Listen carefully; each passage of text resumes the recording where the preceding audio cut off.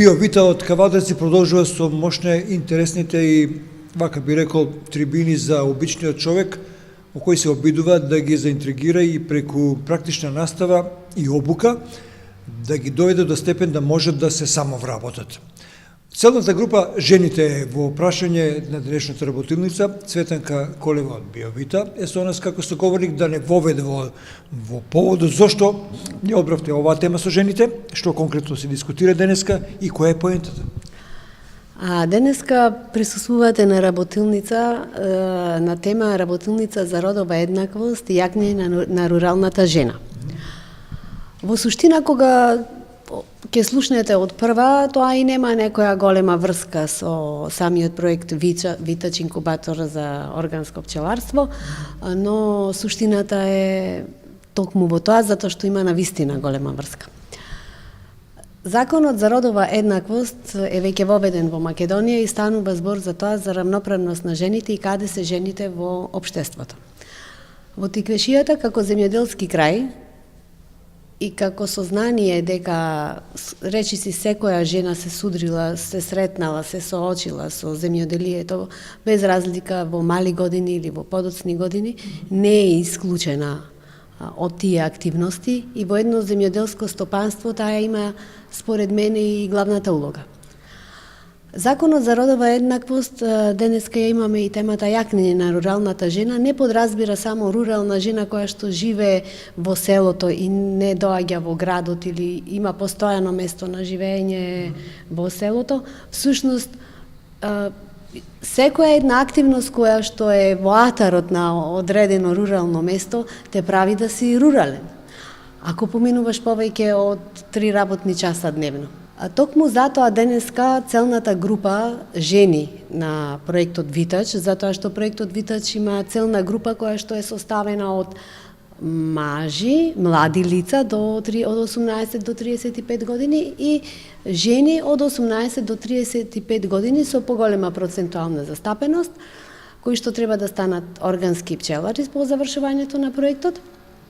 Денеска оваа работилница е посветена само на жените, но со несебична соработка со Агенцијата за вработување во Кавадарци, со раководителката Валентина Бањанска. Да,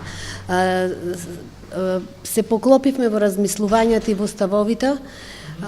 Она исто така, всушност и самата институција изрази добра волја, затоа што за да се зголеми присутноста и да се сподели ова значење, ова информација, што значи тоа јакнење, на кој начин тоа може да се зајакне една жена, во која насока треба она да размислува за себе си, кој е незиното место сега во семејството, каде во суштина би требало да биде и дали е на вистинското место. Одлучивме да се поканат и еден дел од нивната целна група на невработени жени, кои што се занимаваат со земјоделие. Они се невработени, но своето време го поминуваат претежно на лозовите насади, водејќи сметка дека ние сме и таков еден лозарски крај, по тоа и сме познати. Така што сметам обучувачката која што е присутна, да, тоа е поважно да се напомене, е Марија Савовска, таа е активистка за родова еднаквост, многу е активна на полето на спроведување на законот за родовата еднаквост во нашата Северна Македонија од пред 2-3 дена. Многу е инвентивна обучувачката, многу е приступачна, срдечна, отворена. Интерактивно. Да, она настојуваше, како што видовте и од кадрите, интерактивна настава, без бариери, без клупи, слободно, достапно, отворено.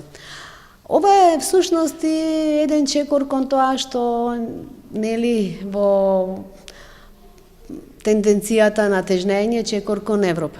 Ова е, слободно можам да кажам, еден таков пристап на работа. Што е следно на вашиот проект на Биовита, на Витач?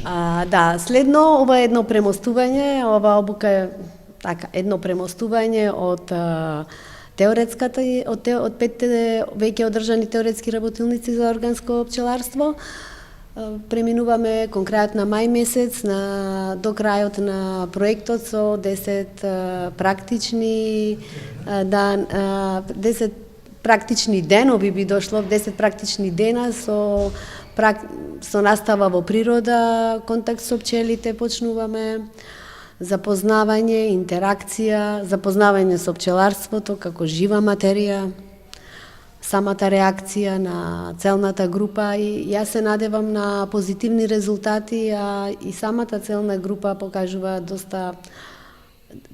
интерес, дека сака да одиме оваа приказна со убаво.